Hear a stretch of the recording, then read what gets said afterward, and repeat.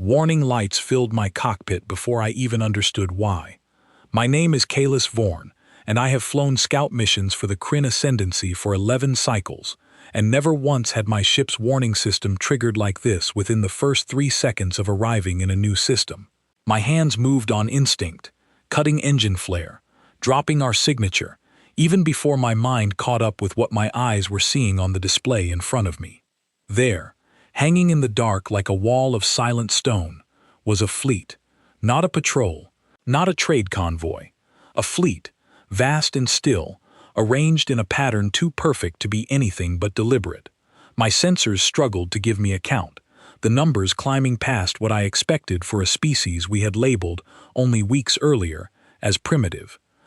I want to explain how we got here, but there is no time in this story for slow beginnings.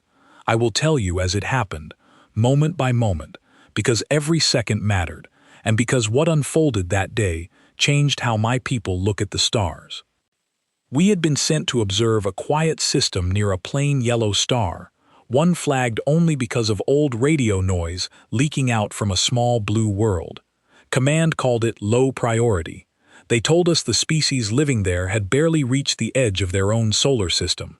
My orders were simple. Enter, observe, record, leave. Nothing more. I remember Threll, my second in command, laughing softly over the comm as we approached.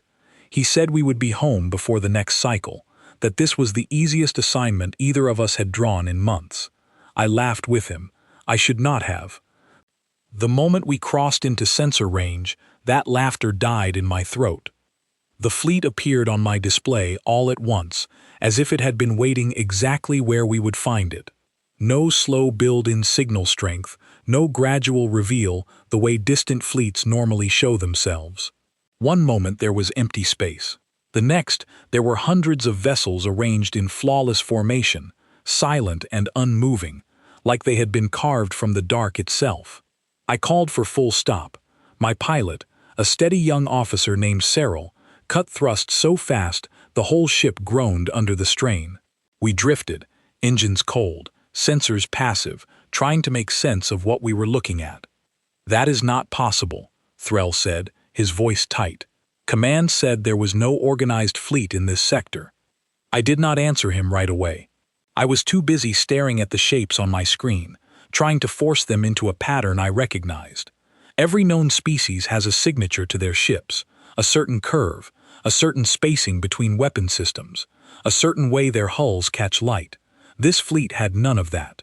The vessels were sharp where ours were rounded, layered where ours were open, and utterly without the visible weapon ports every warship we had ever catalogued carried on its surface.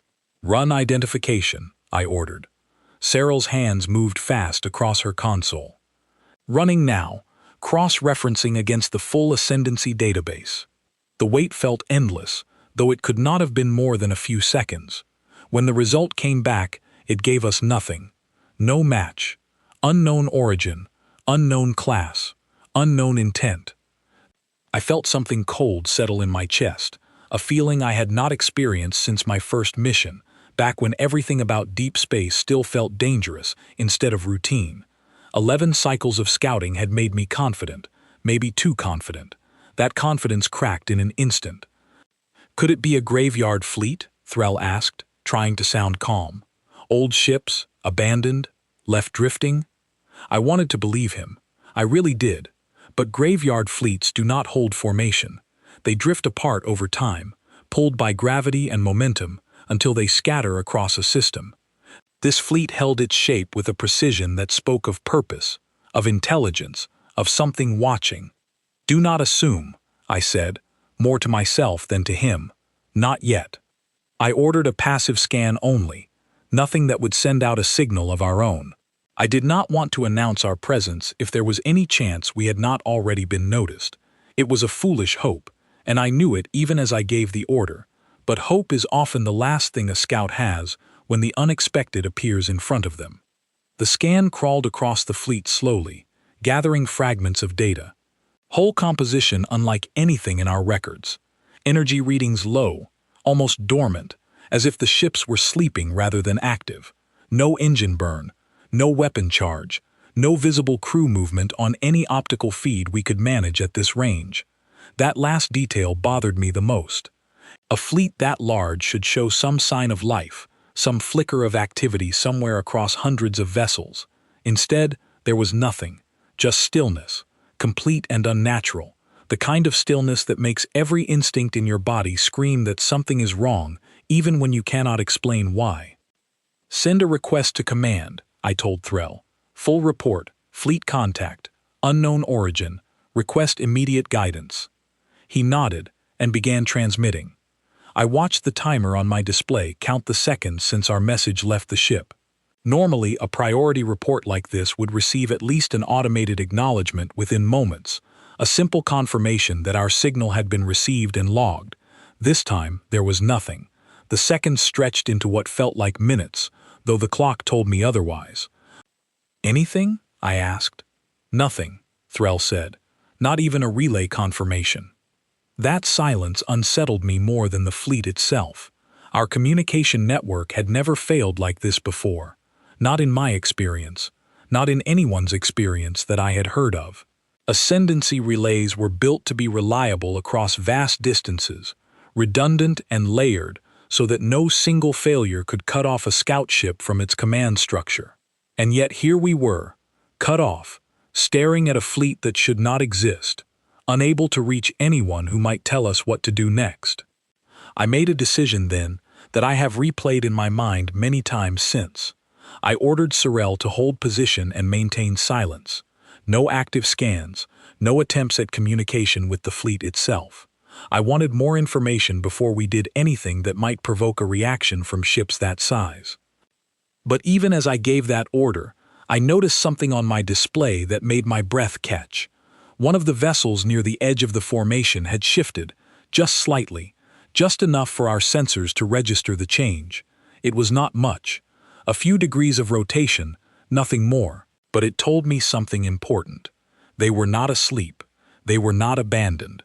Something aboard that fleet was aware of us, and had just proven it, with the smallest possible gesture, a movement so subtle it felt almost like a warning rather than an action. "Did you see that?" Threll asked, his voice barely above a whisper. "I saw it," I said. Cyril's hands hovered over her controls, ready to fire the engines the instant I gave the word. I could feel the tension in the cockpit, thick enough that it seemed to press against my chest, along with my own rising unease. Every instinct told me to run, to pull back, to put distance between ourselves and whatever that fleet represented. But running blind, without any understanding of what we faced, carried its own dangers.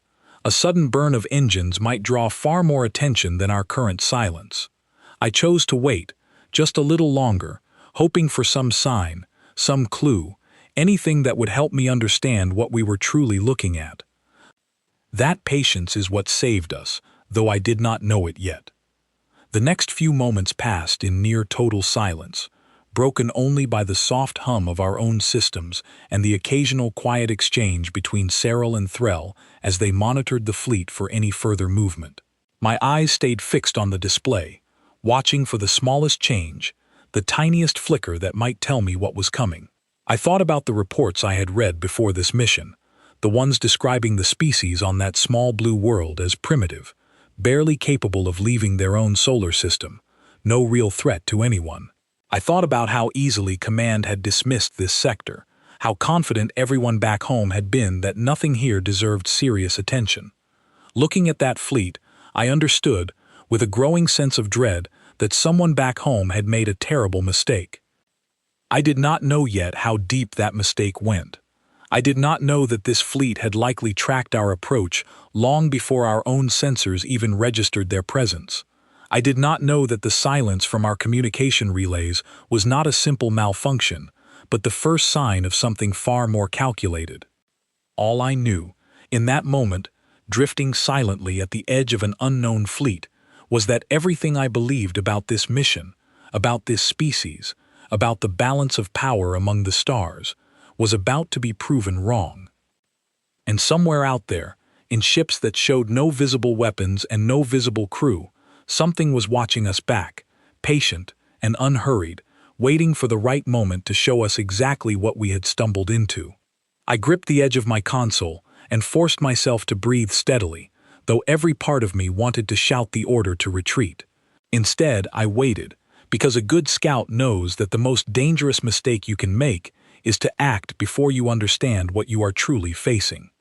I had no idea, in that quiet, tense moment, that within seconds, everything would change and that the silence I feared was about to become far, far worse. Static crackled once through my headset, faint and brief, gone before I could even register what it meant. Then, without warning, every screen across my cockpit flickered at once, a sharp burst of light followed by a strange, uneven flow of static that spread across every display like ink through water. "What was that?" Cyril asked, her voice sharp with alarm. "I do not know," I said, though my hands were already moving across my console, trying to stabilize whatever had just happened. Before I could finish the thought, my comm system cut out mid-transmission. I had been in the middle of relaying an update to Threll's console, a routine confirmation of our position, when my own voice simply vanished from the channel, swallowed by silence. I tapped the comm controls, expecting a simple glitch, something easily fixed with a quick reset. Nothing happened. "Threll, are you receiving me?" I asked, though I already suspected the answer. Only silence answered back, the kind of silence that feels heavier than noise, pressing down on you until you can hardly breathe. I looked across the short distance separating our two ships, close enough that I could see the running lights on Threll's hull, and yet suddenly, impossibly, we were as cut off from each other as if 1,000 light-years separated us. I switched to the wider fleet channel, the one linking every scout ship in our small formation together. For a fraction of a second, I caught fragments of voices, other pilots calling out in confusion, someone shouting a warning I could not quite make out, and then that channel too dissolved into static and silence. I watched, frozen, as one by one, the status markers for every ship in our formation blinked out on my display. Not destroyed. There were no explosions, no debris fields expanding outward, no weapons fire lighting up the dark. Just silence, spreading from ship to ship like a wave rolling steadily toward us, swallowing every voice, every signal, every trace of contact. "Kalis," Sorel said, her voice trembling now, "our navigation system just glitched." I turned to look at her display and saw exactly what she meant. Our position readout flickered, jumping between numbers that made no sense, showing us in 3 different locations within the same system all at once. Then, just as suddenly, it stabilized, settling back into something that looked correct, though I no longer trusted it completely. A low alarm began to sound, sharp and insistent, and my stomach tightened as I recognized the tone. Life support warning. I forced myself to stay calm, scanning the readout as quickly as I could. Oxygen levels dropping, a small but measurable amount, not enough to be dangerous yet, but enough to make my pulse quicken. Then, just as quickly as it had appeared, the warning cleared, the numbers climbing back to normal as if nothing had happened at all. "Report," I said, forcing steadiness into my voice that I did not entirely feel. "What just happened to our systems?" "I do not know," Sorel said. "Everything looks fine now, but for a moment it was like something reached into our controls and shook them." I did not have a better explanation than that, and the thought of something reaching into our systems, however strange it sounded, felt disturbingly accurate. This was not an attack in any form I recognized. There had been no impact against our hull, no shockwave, no burst of energy weapons streaking toward us from the fleet ahead, and yet something had clearly happened to us, something precise and deliberate, striking not at our ship's body but at its mind. I turned my attention back to the display, searching for any sign of Threll's vessel. His running lights were still visible, still holding position exactly where they had been, but every attempt to raise him on comm returned nothing but empty static. I could see his ship. I simply could not reach the people inside it. "Try every frequency," I told Sorel. "Emergency channels, backup relays, anything." Her hands flew across the console, cycling through option after option, each attempt met with the same hollow silence. I watched her expression shift from focused determination to quiet fear, and I understood exactly how she felt because I was fighting the same rising panic in my own chest. Across the wider display, I could see the positions of every other scout ship in our formation, each one marked now with a small icon indicating loss of contact. 9 ships, 9 crews, all silent, all still physically present, floating in space exactly where they had been, and all completely cut off from any form of communication, with us, and as far as I could tell, with each other. "This is not a weapon I recognize," I said quietly. "There is no damage, no destruction, just silence."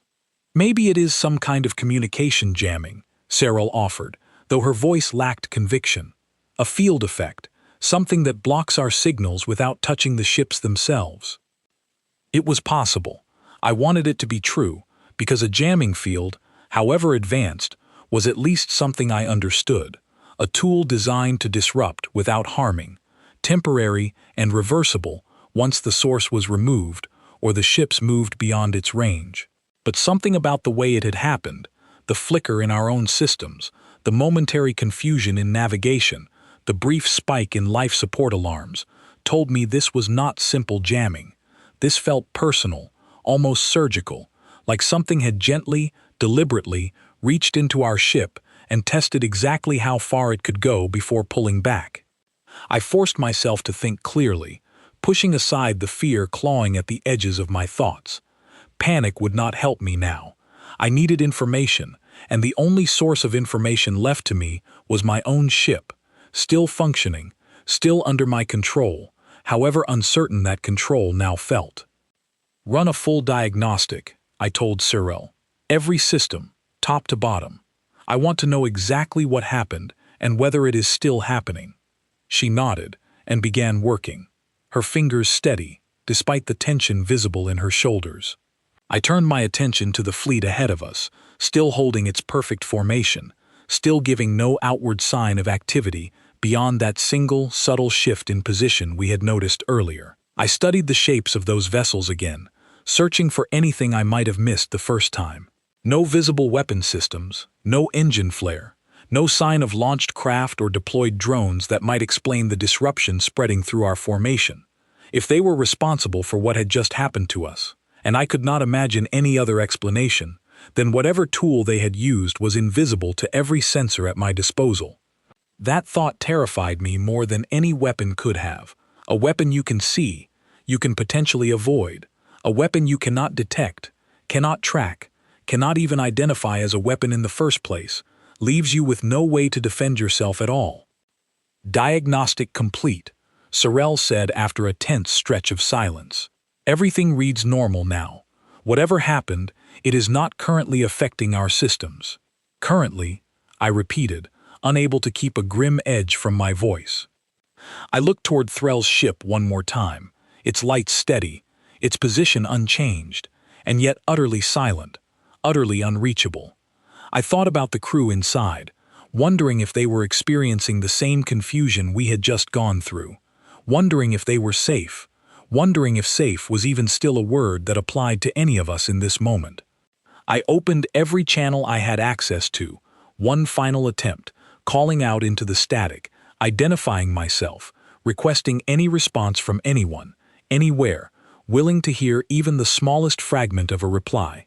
For a long moment, there was nothing. Just the same empty hiss of static filling my headset, cold and indifferent.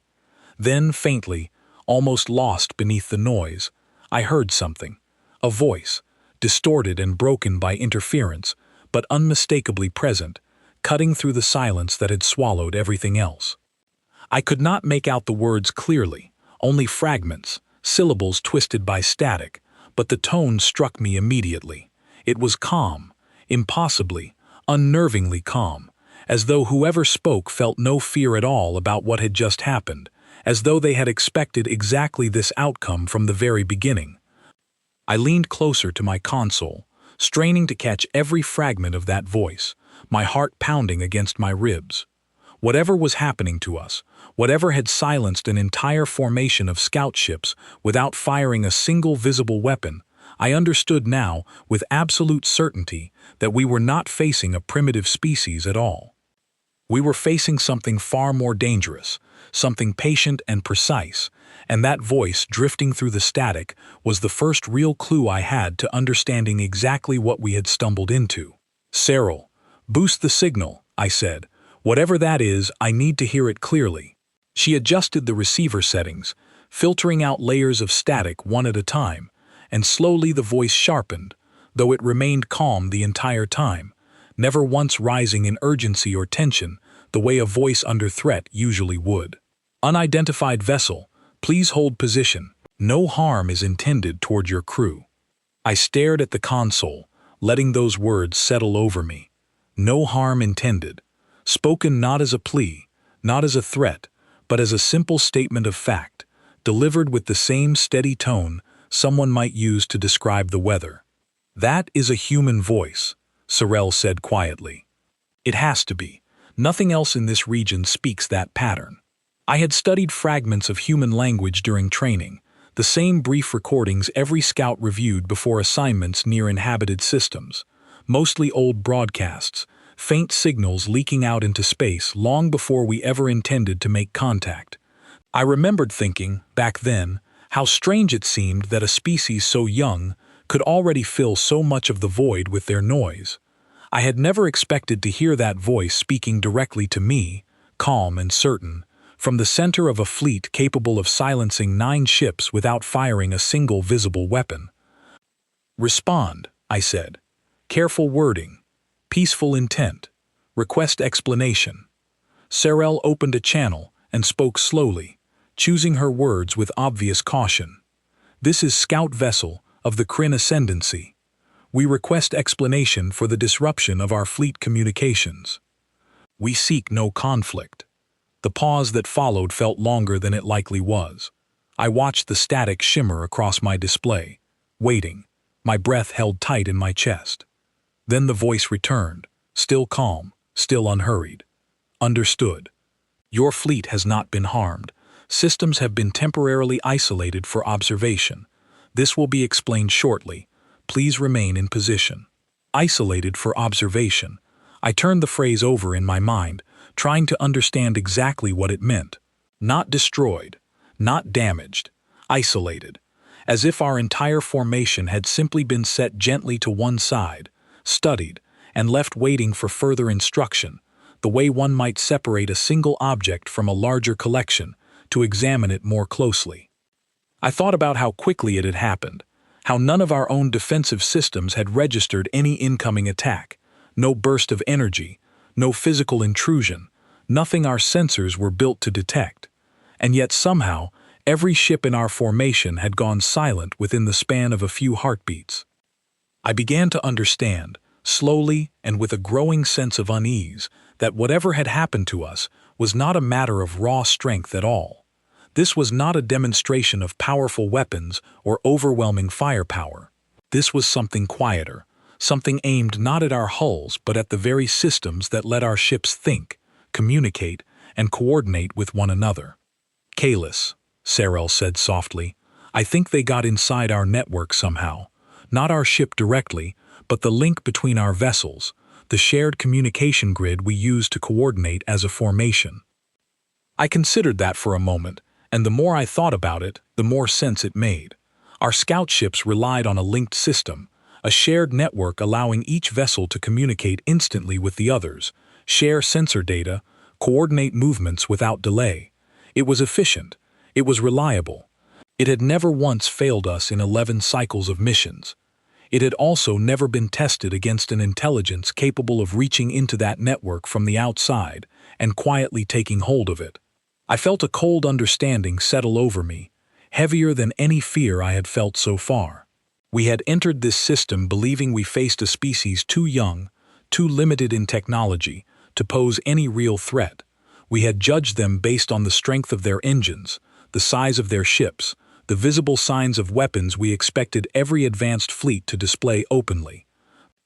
We had never considered that a species might grow strong in a different direction entirely, learning not just to build powerful engines and weapons, but to understand the invisible threads connecting one system to another, to reach into those threads and hold them still without ever needing to fire a single shot. "They have been listening," I said quietly, almost to myself, "for longer than we realized. Long enough to understand exactly how our communication systems work, long enough to build a way inside them." Sarel did not answer right away, and I understood why. The realization was unsettling in a way that went beyond simple fear. It suggested patience, careful study, quiet preparation carried out over what could have been years, long before we ever entered this system expecting nothing more than a routine survey. The voice returned once more, breaking the silence that had settled over the cockpit. "Your formation will be released shortly. This encounter is intended as demonstration, not conflict. Please relay this information to your command upon return." Demonstration, I repeated aloud, testing the word, trying to understand the full weight behind it. I looked out at the fleet, still holding its perfect, silent formation, and I understood, with a clarity that settled deep into my chest, exactly what had just happened to us. This was not an attack meant to destroy us. This was a message, delivered with precision and restraint, meant to demonstrate a capability rather than unleash it fully. They could have done far more. I understood that now. If a fleet could silence 9 ships within seconds without a single weapon discharge, then whatever limits existed on that capability were not limits of ability, but limits of choice. They had chosen restraint. They had chosen to isolate rather than destroy, to demonstrate rather than punish. That choice terrified me more than any show of raw destructive force ever could have. A species that destroys out of anger or fear is at least predictable in its own way.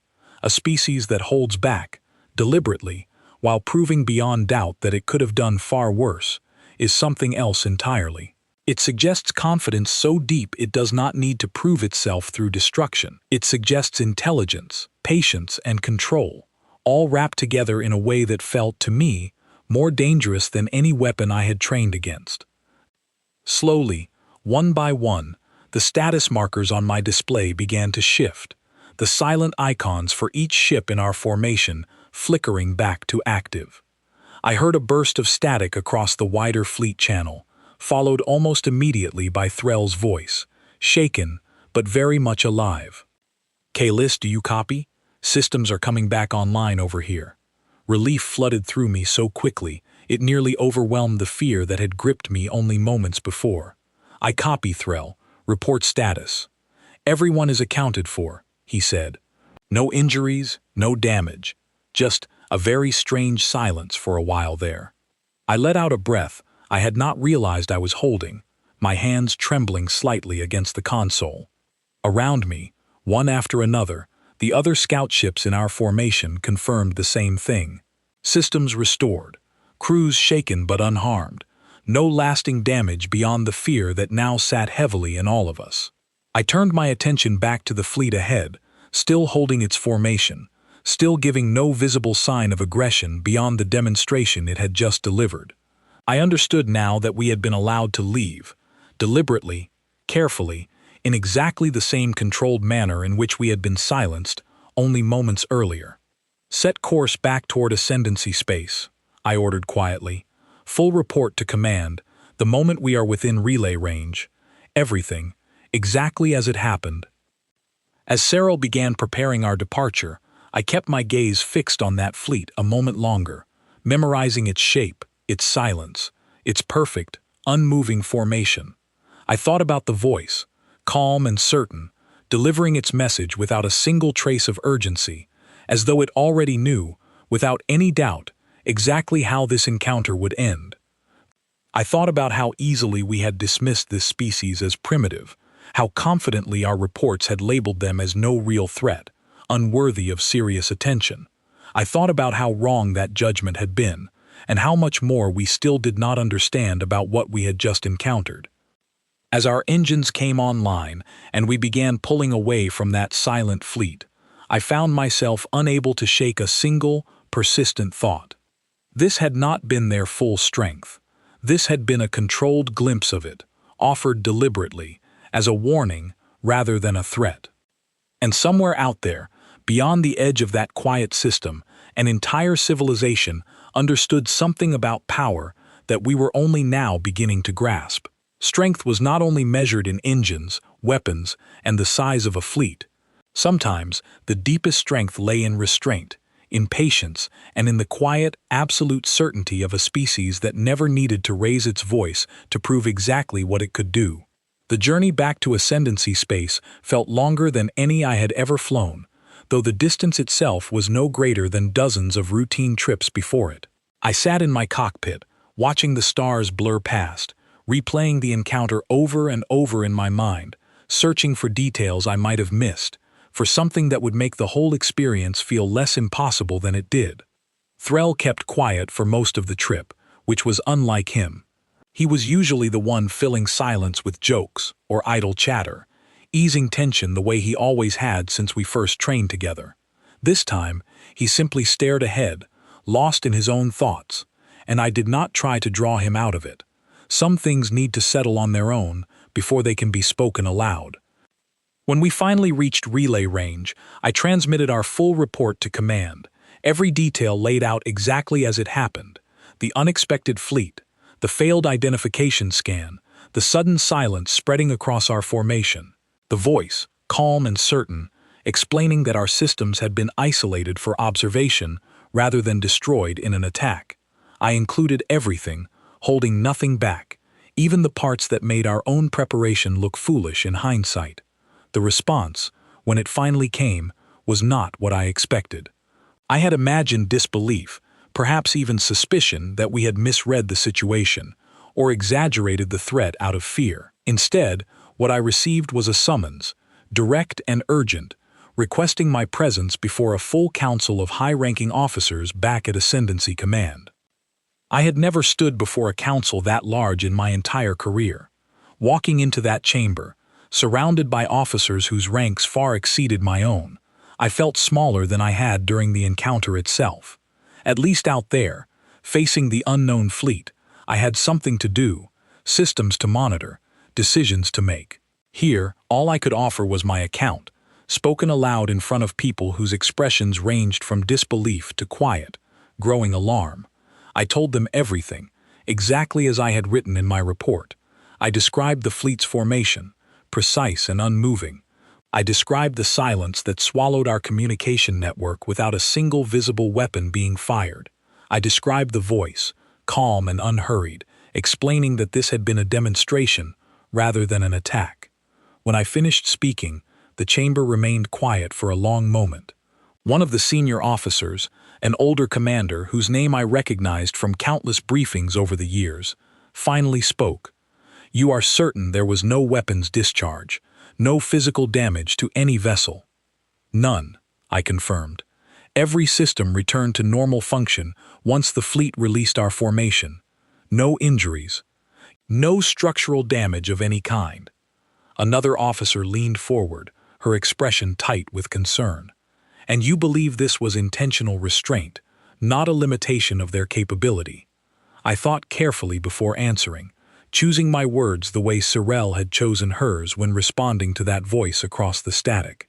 "I believe, based on everything I witnessed, that they could have done far more than they did. The precision of what happened, silencing 9 ships simultaneously without any detectable weapon signature, suggests capability well beyond what they chose to demonstrate. I believe the restraint itself was the message." The silence that followed felt heavier than any I had experienced since the encounter itself. I watched understanding spread slowly across the chamber, officer by officer, as the full weight of what I had just described settled over each of them in turn. In the cycles that followed, I learned pieces of what happened next, through official channels, though much of it remained restricted even to someone who had lived through the encounter firsthand. Ascendancy Command launched a full review of every assumption we held about the species living on that small blue world. Reports once dismissed as low priority were pulled from archives and studied in far greater depth than they had ever received before. I learned that scholars within our own ranks had already suspected something we had overlooked. Humans, it seemed, approached conflict differently than most species we had encountered before.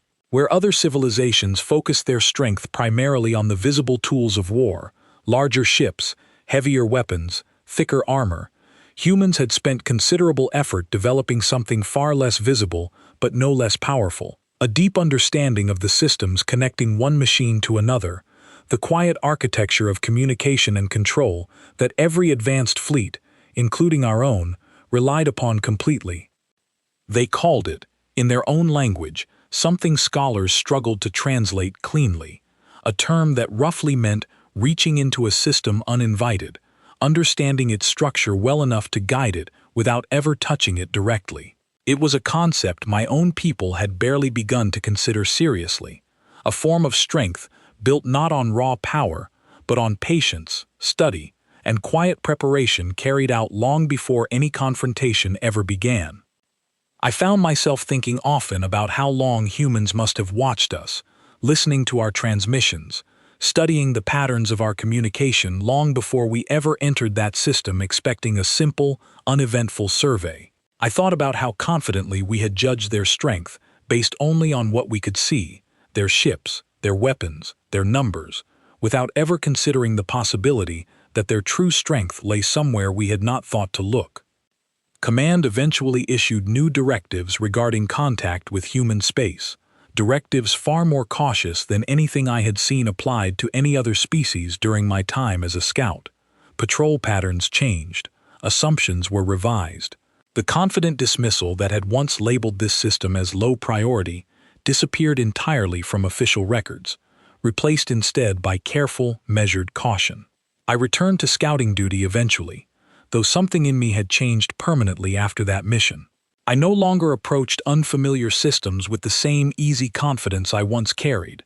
I found myself studying every unfamiliar signal more carefully, questioning assumptions I once accepted without a second thought, wondering what quiet strength might be hiding behind even the most unremarkable appearances. Threll and I spoke about the encounter only once more, months later, sharing a quiet drink after a routine mission that had, thankfully, proven entirely uneventful. He asked me if I still thought about that voice, calm and certain, explaining that no harm had been intended.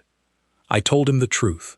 I thought about it often, more than I cared to admit, not because the encounter itself had been violent or destructive, but because of exactly the opposite. A species capable of proving its strength without ever needing to cause harm felt, to me, far more unsettling than one that simply attacked without warning. Destruction, at least, is something you can measure, something you can rebuild from once it ends. Restraint backed by overwhelming, unproven capability leaves you wondering constantly what might happen the next time patience runs out. I think about that fleet often, still holding its perfect formation in my memory, silent and unmoving, waiting patiently for us to understand exactly what we had encountered. I think about the voice, steady and calm, delivering its message without a trace of anger or urgency, as though the outcome of that encounter had never truly been in doubt from the very beginning. Most of all, I think about how easily we dismissed an entire civilization as primitive, unworthy of serious attention, simply because their strength did not look the way we expected strength to look. I wonder now how many other assumptions we carry into the stars, how many other quiet civilizations we have judged too quickly, too confidently, based only on what we can see, rather than what remains carefully hidden beneath the surface. Some nights, when my duties are finished and my ship drifts quietly through the dark between missions, I find myself staring out at the endless field of stars, wondering how many other scout crews, from how many other civilizations, might be watching something they believe is small and harmless right now, unaware that they are, in fact, being watched in return by something patient enough to wait, and strong enough to prove its power without ever needing to raise its voice at all. That thought stays with me longer than the fear ever did, because fear fades with time and distance, but understanding, once it settles into you fully, never quite lets go.